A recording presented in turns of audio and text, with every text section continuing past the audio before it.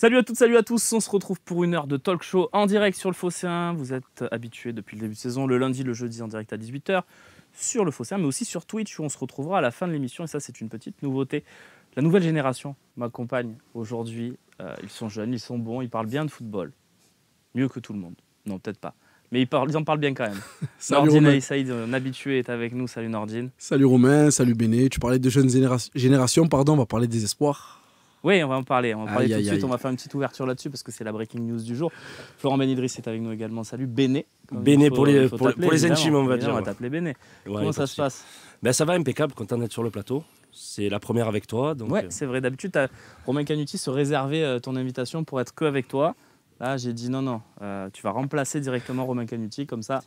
C'est beau, hein. Et puisqu'on parle de nouvelle génération, on accueille Christophe Champy. Christophe, salut. Eh oui, salut. T'as pris un peu d'expérience au milieu de terrain, forcément. Ça va, Chris? Content d'être avec toi. Ça fait plaisir de te retrouver sur le Phocéen. Et puis, je sais que tu as bossé sur les sujets dont on va parler aujourd'hui, donc c'est précieux de t'avoir. Ah oui, j'ai d'énormes révélations à faire. Ouh. Ne zappez pas. Très bien. Non, j'en ai aucune. Allez, on commence juste avec la breaking news du jour. Je sais que c'est pas prévu, mais bon, là, il y a quand même ce truc qui est tombé il y a à peine 2h30. Tiens, Christophe, l'info, Bouba Camara ne fera pas l'Euro Espoir. C'est aussi les Jeux Olympiques qui s'éloignent, même si la liste n'est pas liée. Mais bon, c'est la même génération. Donc, énorme désillusion pour Camara. Hein.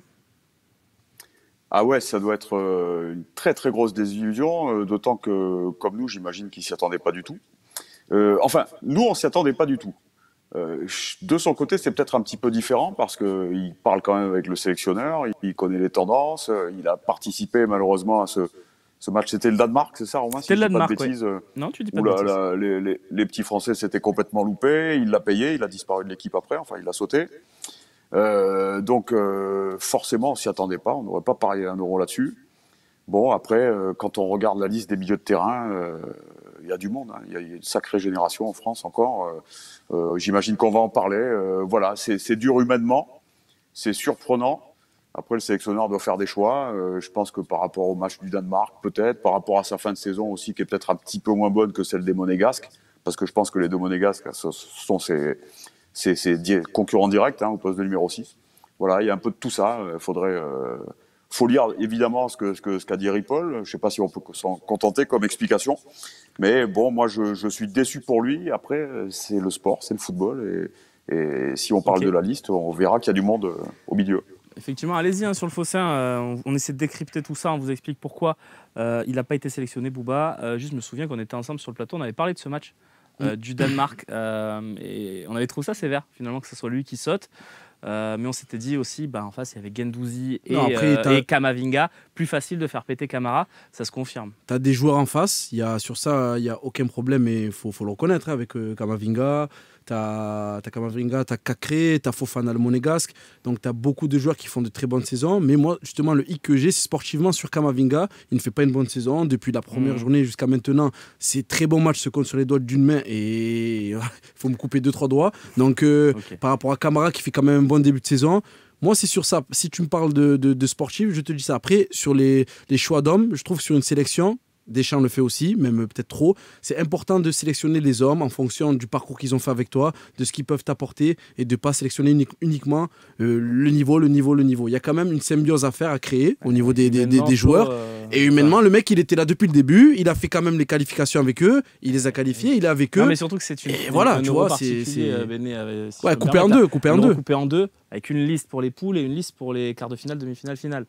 Et t'écartes un joueur, c'est quand même humainement, c'est dur. Quoi. Il va se poser beaucoup de questions. Il va se dire pourquoi moi? Qu'est-ce que j'ai fait? Certes, il a manqué son match contre le Danemark, mais je pense pas qu'il était le seul. Déjà, il avait été sanctionné en n'étant pas sur les 2 matchs d'après. Mais je pense pas qu'il soit le seul. Après, c'est vrai qu'à l'éclosion des deux Monégasques, Tchouaméni, Fofana, donc ça, sur leur fin de saison, il n'y a rien à dire. Kakré, c'est vrai qu'à Lyon, il est monstrueux. Mais franchement, je le vois pas en dessous des autres, tout simplement. Donc, pour moi, c'est pas mérité. Soumaré à Lille. Soumaré, moi, je le vois pas. À Lille, tu sais, il y a Benjamin André. Hein. s'il y Oui, a, mais bon, il joue beaucoup en cette fin de il joue saison. beaucoup, voilà, il joue beaucoup, mais il y a un c'est turnover pas mal, avec Zeka, tu sais, ouais. à Lille. Ouais. Donc moi, Soumaré, j'en vois pas Bon. un titulaire indiscutable à Lille. Gardez. Ouais, vas-y, fini. Et Camara, c'était notre pièce maîtresse. Mm. On le voyait avec l'OM. C'est quand il est là ou quand il n'est pas là, on voit la différence. Il paye peut-être sa polyvalence derrière, milieu de Mais terrain. il s'est derrière, jamais milieu de installé pense en terrain. aussi. équipe de France. Donc, ouais. C'est... Gardez des Voilà. forces parce que je suis sûr que ce sujet reviendra dans les questions-réponses, les amis, parce que c'est la bombe du jour. Donc je suis persuadé que cette question reviendra sur le tapis. À ce moment-là, je voulais ouvrir avec ça parce que c'était quand même l'info la plus folle de la journée. Il y a une info un peu folle, ou pas, hein, vous allez me dire. C'est Gerson, ce milieu brésilien de 24 ans aujourd'hui. Tiens, on va voir sa fiche. Bon anniversaire Gerson, bon anniversaire Béné, un jour en retard. Merci. Lui, c'est aujourd'hui Gerson. Voilà, on voit international olympique brésilien, il va certainement faire les JO. D'ailleurs, Sakai, on l'embrasse à Hiroki, il va faire les JO aussi. Donc, ça a été officialisé par son sélectionneur aujourd'hui. Il fait partie des 3 joueurs de plus de 23 ans qui ont le droit de faire ça. Donc, c'est quand même une belle marque de respect. On va remettre ses stats à Gerson pour que je vous montre juste les buts et les passes. Voilà, 96 matchs, quasi tous en titulaire, 6 buts, 10 passes. Les amis, juste, on parle d'une indemnité entre 25 et 30 millions d'euros pour ce joueur qui n'est même pas international. Qu'est-ce que t'en penses, Flo? Déjà, ce qu'on peut dire, c'est que pépite ou pas pépite, parce qu'à chaque fois qu'il y a un joueur sud-américain qui est sur le marché, on dit tous que c'est une pépite. Et moi, des fois, on dit plus que Vas-y, c'est... Christophe, je te redonne la parole, Béné. Non, c'est Christophe l'américain Pépito, pardon. Ah, c'est Voilà, tout. c'est- T'as coupé pour ça. C'était une petite. Ah ouais, vanne. mince. Ouais, franchement, Ah ouais. je m'excuse. C'est vrai hein, que voilà, parce c'est pas terrible. Ouais. moi ça me fait sourire à chaque fois dès que j'entends le mot pépite, sincèrement. Et après on voit que c'est surtout une pépite de chocolat. C'est un gros flop là, à chaque fois le joueur. Après Gerson, je connais un peu. Sincèrement, je connais un peu parce qu'il a passé 3 ans en Italie. Il a joué 2 ans à la Roma. La Roma l'a prêté à la Fiorentina où il a fait une saison pleine, où il avait fait 36 matchs. Et après, il est retourné au Brésil. Là, au Brésil, à Flamengo, il a tout gagné par contre. Hein. Il a gagné la coupe, il a gagné le championnat. Donc, il est titulaire indiscutable à Flamengo. Donc, je pense que c'est la touche Sampaoli, la touche sud-américaine. Parce que sincèrement, moi, Quel profil, puisque tu le connais? Parce que moi, je te dis honnêtement, Moi, de ce que j'ai vu, c'est plus un profil, tu vois. au milieu. Apparemment, il est mieux quand il a le jeu face à lui, et quand il fait le jeu de plus bas, tu vois. C'est un peu, je vais te donner l'exemple comparatif Gianelli Mboulas, ce qu'il pouvait faire avec la balle, tu vois, en forme. Il il se t'as fait une projette vers tête, tu dis. Ah non, mais parce que c'est Non, parce que je regardais les vidéos. l'émotion d'entendre Gianni Oui, Boulas, c'est ça. Ah, ouais, ça fait l'émotion, Ouh moi là là. aussi. Parce que quand je regardais la vidéo, c'est ce profil-là, c'est un gaucher qui peut partir, qui peut gagner des mètres. Il a une très belle vision de jeu. Dans les derniers mètres, il est aussi adroit que plus bas. Donc, il a une bonne technique de base. Après, physiquement, je ne sais pas s'il est capable, on va dire, d'enchaîner au niveau de l'impact physique, tout simplement. Mais techniquement, il a l'air d'avoir la base. Après, sur 30 millions d'euros, je ne le connais trop peu pour te dire si c'est bien ou pas bien de mettre autant d'argent sur lui. Mais je me demande d'où tu vas sortir cet argent. Ça va être une des questions aussi, ça, hein, parce que Christophe, est-ce que c'est une piste folle, ce Gerson?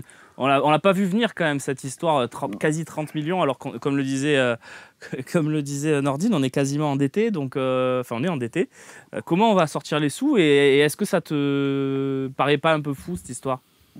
On n'est pas endetté, on a des déficits. C'est un petit peu différent. T'as raison, Mais, Christophe. Merci de me reprendre. Alors, c'est pas une piste folle parce que, ou à ce moment-là, toutes les pistes sont folles parce que on a un président qui s'appelle Longoria, qui est un recruteur aussi, et on a un entraîneur qui vient du Brésil et qui s'appelle Sampaoli.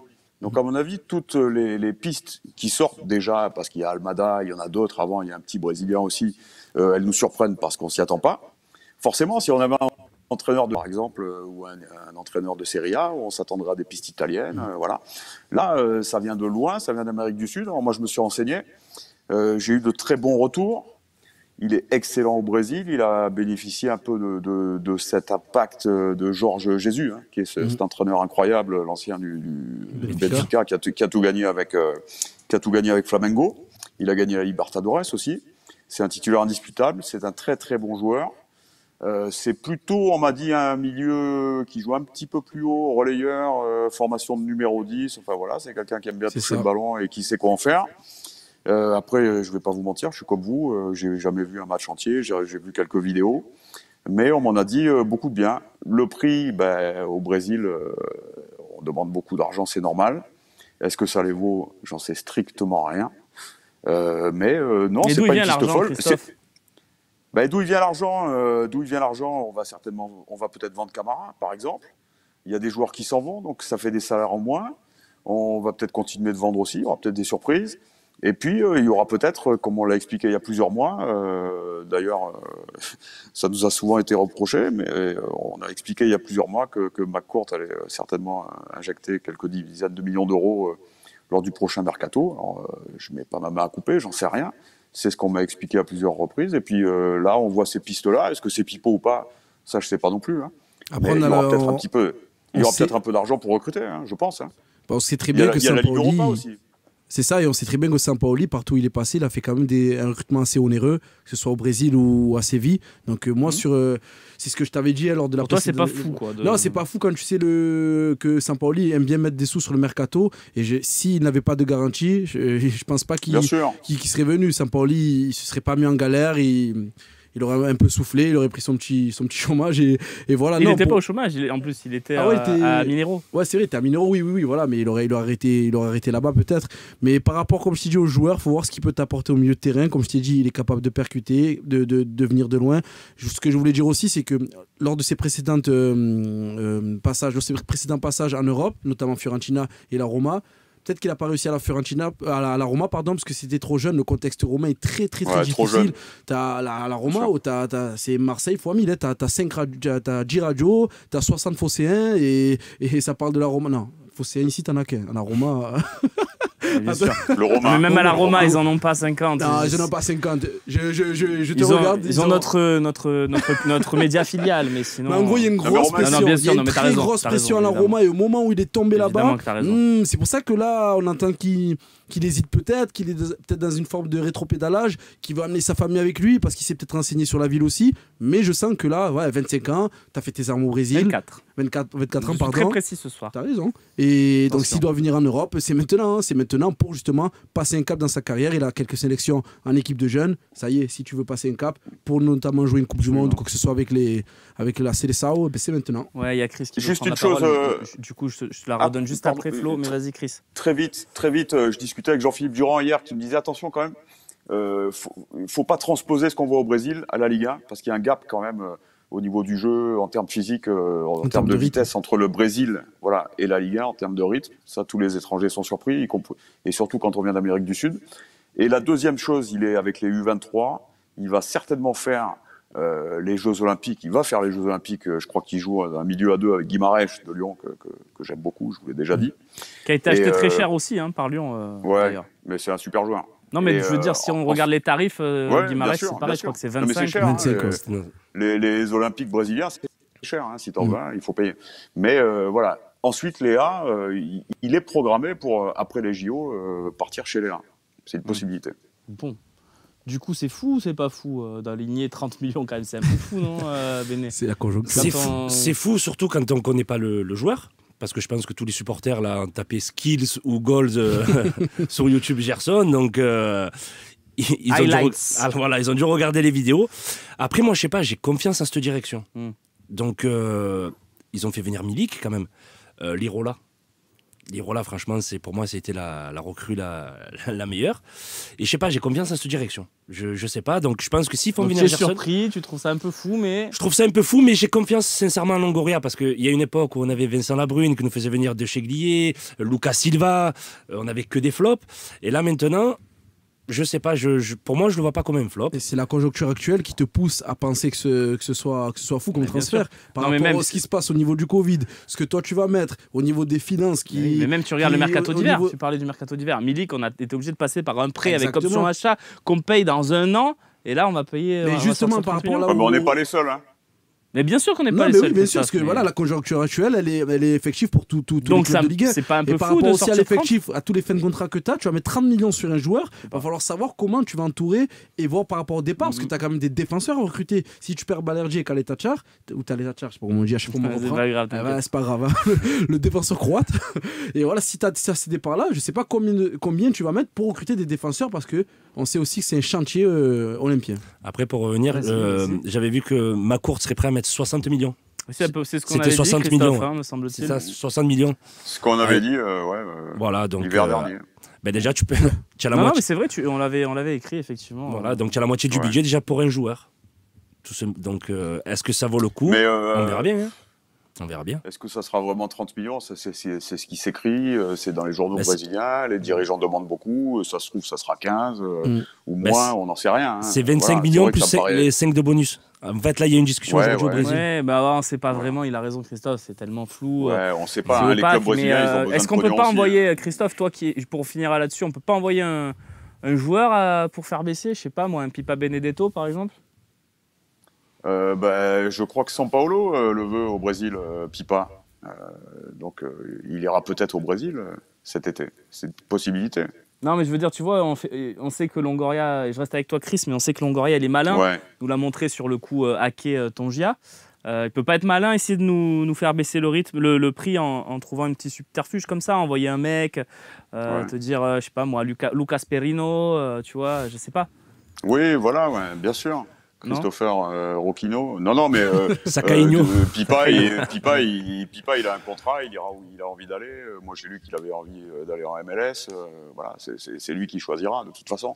Mais 30 millions Flamengo, d'euros, c'est j'y crois sympa, pas. non? Après, sûrement. Mais est-ce qu'il a envie d'aller à Rio, l'ami Benedetto? Je te missionne, tu Voilà. vas appeler Pipa Benedetto après l'émission et tu lui demandes de s'intéresser à Flamengo, Christophe, merci. Pas de souci. On bascule sur la deuxième partie, les amis. On va parler de ce fameux numéro 1 bis. C'est l'un des dossiers chauds du Mercato.